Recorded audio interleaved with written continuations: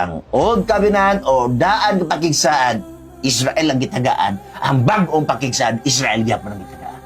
Ayaw usba ang Biblia. Ano yung dungagaman ninyo ang gitagaan mga hinti dili mga Israel?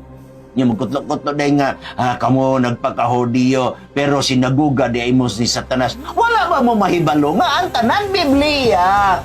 Gikan sa Hudiyo, Roma 3:1. Gikan sa Hudiyo, walay ato. Kung imo ning dawaton niya mo, ingon dahin ka, nga dili kang Hudiyo, ayaw na lang dawata ang Biblia, kaya ang tibuok Biblia, gihatag sa mga Hudiyo. Sana to Roma Kapitulo 3, versikulo 1, nag-ingon igsoon, 3:1, ato makita dire. Okay? 3:1 nag-ingon. Unsa man di ay ang bintaha sa pagkahudiyo, unsa may kapuslanan sa sirkonsisyon, daghan bisan asa ipaagi una sa tanan, ngadto sa mga Hudiyo, gipiyal ang pulong sa Dios.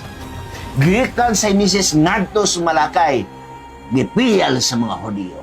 Gikan sa Mateo ngadto sa Revelation, gipiyal sa mga Hudiyo. Pangutana, kung dili ka musunod sa New Testament nga gikan sa Hudiyo, unsa may imong libro? Sa matingala kung ayaw na kaiyan sa Hudiyo, unsa lagi ato libro? Wala ato Yan is mga Hudiyo tanan. Walay supak nga ang pulong sa Dios or ang balaang kasulatan kanang mga sinulat nga pulong sa Dios gipiyal o gihatag ngadto sa gitawag og mga Hudyo. Ngano man kay mao man ay kamatuoran, mao man ay gisulti sa balaang kasulatan og nalatid pud usab sa gitawag og kasaysayan. Ang question ang nagkaruntoy kung naa ba mo'y labot anang mga Hudyo. Kay kung imuhang ipilit ang imong pangunahon lang, sige, Hudyo gitawag ining gitagaan. Ang problema ana nganong naaman ka sa sektang gitukod og Amerikano. Nga ang kanang sektang gitukod og Amerikano wa man napiyali sa Dios sa iyahang gitawag og pulong. Ngano diha man ka nagpasakop? Ngano diha man ka nagpapastoy-pastoy sa sektang way koneksyon sa gitawag og mga Hudyo.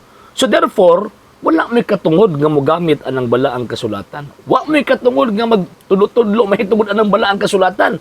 Ngano man kay ang gipiyalan sa sinulat nga pulong sa Dios mauman ang mga Hudyo. Iyang pangutana basi unya og balihon na sabta ining atong higala nga pastoy. Unsa may kanambigitan pud sa gitawag og Romano Katoliko diha sa Biblia nga Hudyo man ang gitagaan sa gitawag og gipiyalan sa pulong sa Dios. Remember nga ang Santa Iglesia Katolika Apostolika Romana, historically and biblically speaking, gitukod ni Kristo nga Hudyo. Mo na ang simbahan Katoliko na ay katungod nga mobasa, na ay otoridad nga mo interpret. Ngano man kay again ang pulong sa Dios una gipiyal sa mga Hudyo, pagkahuman si Kristo nga Hudyo nagtukod niining mong simbahan na og siyempre kay iya man ng simbahan, ang simbahan niya mismo nga gitukod og Hudyo nga si Ginoong Jesucristo. Mo inisulti nga tuuhan kining maong mga libro ang Old and New Testament nga sinulat nga pulong sa Dios. Mapagtuon gud mo ang balaang kasulatan, di ba? Kada dingingon ni Kristo, ako gyud ang ginabalik-balik always. St. Matthew chapter 16 verse 18, et forte infernon prevalebant adverse iam. Even the gates of hell shall not prevail against it. Then ingon pa ni Ginoong si Kristo, I will be with you always till the end of time. St. Matthew chapter 28 verse 20. Panyawa may lang simbahan nga tawag in makatudlo nga kanang iglesia may exist from the first century until now. Walay lain ang simbahang Katoliko. So buti pasabot kanang giingon nga pagpiyal sa pulong sa ngabto sa mga Hudyo, tinuod ka na og ang perfection, ang paghingpit ni anang maong gitawag og pagpiyal ang atong Ginoong Jesucristo. Yan na si Kristo nagtukod og iglesia, nagtukod sa simbahan, ug kanang simbahan na mao ng Santa Iglesia Katolika Apostolika Romana, wala ni lain. So therefore, ang Katoliko sa karon nga panahon sa Bagong Testamento siya ang gipiyalan. Nga naman kay si Kristo man nagbuot. Magbitaw nga basahon niyo ang history, ang mga apostoles, mga Catholic writers, ug kanang New Testament usa ka naka Catholic written scriptures.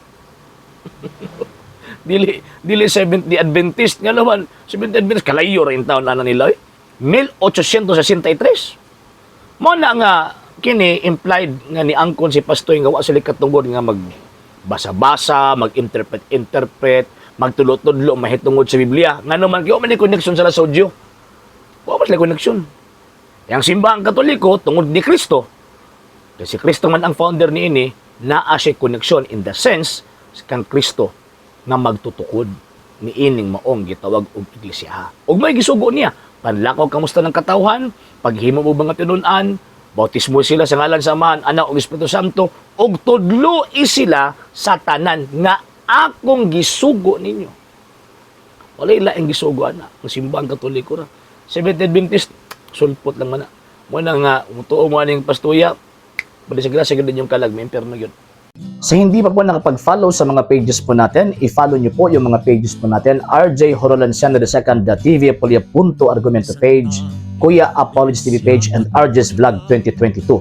And pwede rin po kayo mag-send po dyan ng Facebook stars. And also, sa ating po mga channels, sa hindi po nakapag-subscribe, i-subscribe po ninyo yung mga channels natin, The Lay Catholic, Apologist International Official, RJ Sano II TV, Kuya Apologist TV, and Barrio Kawayan Religious Forum. And pwede rin po kayo mag-send po dyan ng super sticker, super chats, and super thanks. And maraming salamat po sa mga kapatid ko mga Katoliko na always pong tumutulong sa programa po natin. Maraming salamat po. Nang dahil po sa tulong at suporta po ninyo, ang programa pong ito, until now, andito pa rin po sa social media. And until now din po, nangangailangan pa rin po tayo sa tulong at suporta po ninyo dahil wala po kami magagawa rito mga sir, mga ma'am, kung wala po yung tulong at suporta po ninyo. Sa gusto pong tumulong, sa gusto pong sumuporta, pwede po ninyong ipadala ang tulong at suporta po ninyo sa pamamagitan po ng ating mga account numbers dyan po sa ating pong screen. And pwede nyo po kaming i-message sa ating pong page kung via remittance po yung papadala po ninyo. Maraming salamat po in advance.